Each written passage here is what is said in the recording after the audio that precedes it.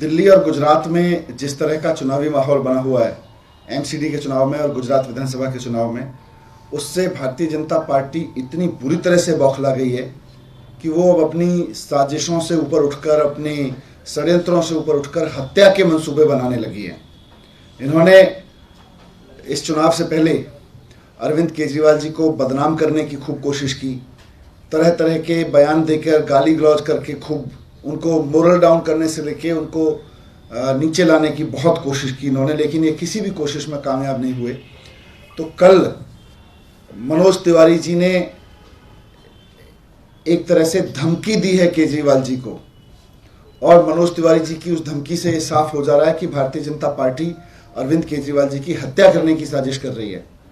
जिस तरह से कल मनोज तिवारी जी ने जिस भाषा में बात की है, वह पूरी तरह से खुली धमकी है कि षड्यंत्रों में अरविंद केजरीवाल जी को फंसाने में नाकामयाब भाजपा, तरह तरह की गाली गलौज, तरह तरह के आरोपों, तरह तरह के झूठ में उनको बदनाम करने की कोशिशों में नाकाम हुई भाजपा अब हत्या की कोशिशों पर उतर आई है। जिस तरह का अब षड्यंत्र रचा गया है वो मनोज तिवारी जी की भाषा से साफ हो जा रहा है। मनोज तिवारी जी कहने के लिए कह रहे हैं कि कोई हमला कर सकता है, लेकिन उनको कैसे पता, उनको कैसे अंदाजा है इस बात का? इसकी पूरी जांच होनी चाहिए। आज हम इस मामले की शिकायत इलेक्शन कमीशन में भी करेंगे और एफआईआर भी कराएंगे, और मांग करते हैं कि अरविंद केजरीवाल जी को हत्या की धमकी देने के आरोप में मनोज तिवारी जी को गिरफ्तार किया जाए और उनसे पूरी पड़ताल की जाए कि उनको इस षड्यंत्र के बारे में क्या क्या पता है, कौन कौन लोग इस षड्यंत्र में शामिल हैं, उनके फ़ोन से लेके उनके मूवमेंट, उनके आसपास के कितने लोग इसमें शामिल हैं, इसकी पूरी जांच की जाए। क्योंकि ये मामला सीरियस है। भारतीय जनता पार्टी का एक नेता अरविंद केजरीवाल जी की हत्या की धमकी दे रहा है, वो पहले से बता रहा है कि ऐसा होने जा रहा है।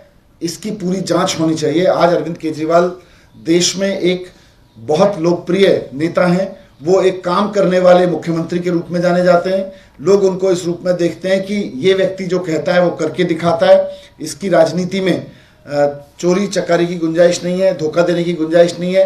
अरविंद केजरीवाल जी की राजनीति जनता के भरोसे की राजनीति है। इसलिए भारतीय जनता पार्टी अब अपने निम्नतम स्तर पर उतर के उनकी हत्या कराने की साजिश कर रही है, और हम इसको लेके पुलिस और चुनाव आयोग दोनों के पास जाएंगे। Thank you sir. आपने एक आज विजिलेंस रिपोर्ट को लेकर हमला किया जा रहा है और बोल रहे हैं कि इसमें अनियमितता है। ये सारी भारतीय जनता पार्टी के हेडक्वार्टर में इनकी एफआईआर वहीं लिखी जाती है, इनकी चार्जशीट वहीं लिखी जाती है, इनकी विजिलेंस रिपोर्ट वहीं लिखी जाती है, तभी तो ऐसा होता है। वरना स्कूल में तथाकथित कोई घोटाला हुआ, उसकी कोई विजिलेंस रिपोर्ट है, वो अभी अखबार में मैं पढ़ रहा था कि वो चीफ सेक्रेटरी के पास गई है और वो मीडिया के पास है। वो मिनिस्टर को नहीं बताई गई, वो सीवीओ को नहीं दी गई, जो देश के विजिलेंस डिपार्टमेंट है उनको नहीं दी गई, वो मीडिया को दी गई है। तो ये भारतीय जनता पार्टी ने अपने यहाँ स्क्रिप्ट लिखते हैं और मीडिया को जारी करते हैं, रोज यही कर रहे हैं।